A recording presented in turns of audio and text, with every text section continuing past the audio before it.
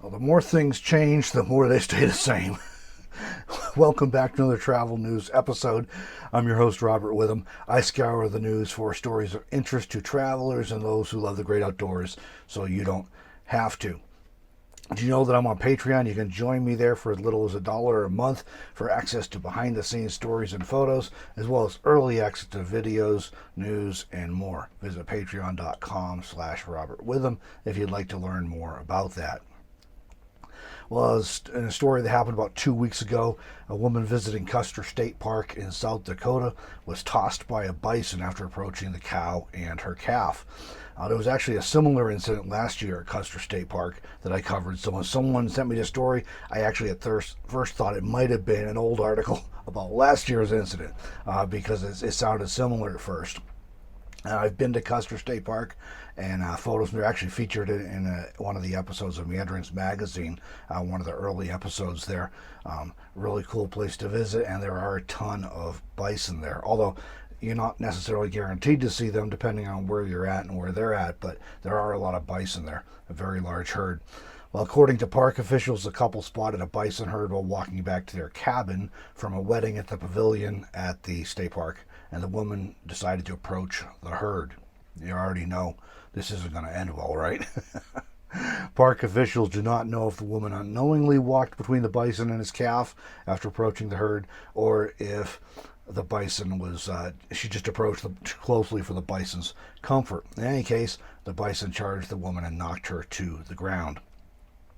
The woman reportedly sustained only minor injuries in the encounter and was evaluated at the scene by EMS and released. Very fortunate that wasn't worse. That could have been really bad. So the woman was very fortunate that way. Visitors to the park are advised to maintain a distance of at least 100 yards from wildlife. Kobe Stratton, visitor services manager at Custer State Park, had this to say: "We'll continue to educate visitors that bison are wild animals. Though they look docile, they have an aggressive side to them. They can be unpredictable. If people give them space and respect those animals, everyone can walk away with a positive experience." And that's the whole point of visiting these national parks and state parks and things and other wild lands, is to have a positive experience for humans and any wildlife that are already living there. So, be respectful of the wildlife, give them their space, and everybody can go home happy. Well, in Florida, a woman made the news this past week after a tense encounter with an alligator while she was paddleboarding. The woman posted video clips of the encounter to her Facebook page with a caption: "Someone has been feeding this one and made him very dangerous. He tried to bite my board." The woman did eventually push the gator away with her paddle after it circled the paddleboard. I'm certain it was a tense and frightening encounter, and though I'm not convinced from the limited footage that I watched that the gator was actually trying to bite the paddleboard or the woman. It does seem, from the limited perspective and the videos that I've seen, the woman may have approached the gator in the water. That is what it looks like. It also appears, to me at least, that the gator was more curious than aggressive. I think if the gator wanted to take a bite out of the board or the woman, it probably would not have been deterred by a plastic and aluminum paddleboard paddle. Just my guess based on what I've seen. I think the gator was more curious than aggressive. But in any case, it's a good reminder to always give potentially dangerous wildlife a wide berth and to enjoy viewing them from a safe distance. Like the bison, so that everyone comes away with a good experience. In Santa Fe, New Mexico, an unidentified motorist hit and killed a sow bear in Santa Fe last week, leaving 2 orphaned cubs in the city. The bear's body was found about a mile from where the collision occurred. Wildlife officers and biologists have set up live capture traps in an effort to catch the cubs. The cubs will be taken to the New Mexico Wildlife Center in Espanola if they are successfully captured. Wildlife officials believe the bear was in the city with her cubs in search of high-protein food.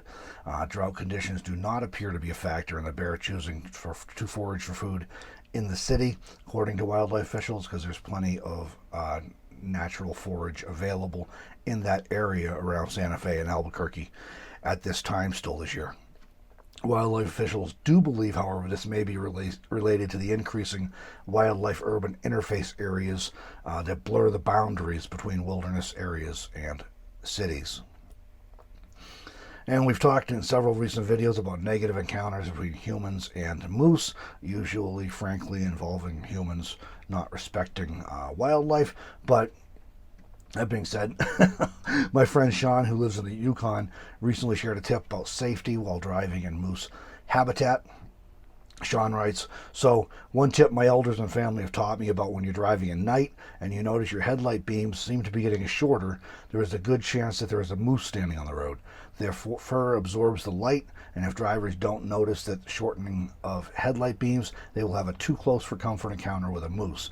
Basically slow down, and that could save your life and your rig from costly repairs or replacement. This is a great tip from folks who are accustomed to living with moose and other large wildlife.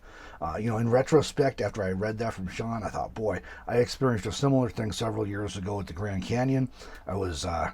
We were traveling from my son's wedding in Tucson. I was making a go back up to Wyoming. My folks were out with their RV, and so I met up with them at a campground at Grand Canyon National Park. Well, I got to the park after dark. It was nighttime, early nighttime, and heavy rain. And I very nearly ran into a huge elk that was standing sideways in the road.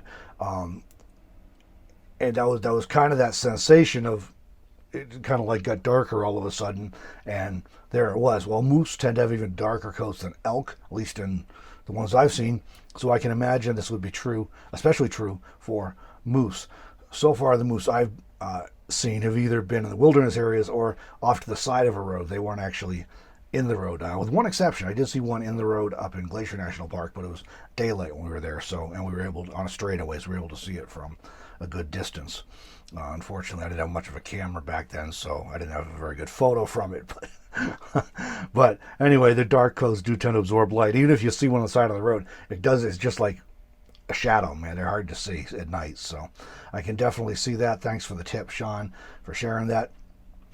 Meanwhile, don't forget, travelers, send me links or details or stories you think might be of interest to robert.witham@gmail.com. Thanks to all those who have already shared news and links. And I'll tell you, all 4 of the things I mentioned in this video today, all were shared by viewers like you. So please do share. I try to keep an eye on things, but I don't see everything. And so it's really helpful when y'all do share tips and stories with me. And if you're interested in a traveling lifestyle or becoming a nomad, you may want to check out my online course, Nomad Lifestyle 101, for all the information you need to be successful as a nomad in one place, along with access to me for any questions or concerns you may have. Link to that's in the video description below, or you can just head to my website, robertwitham.com/courses. Thanks for joining me this travel news episode, everyone. We'll catch you in the next one.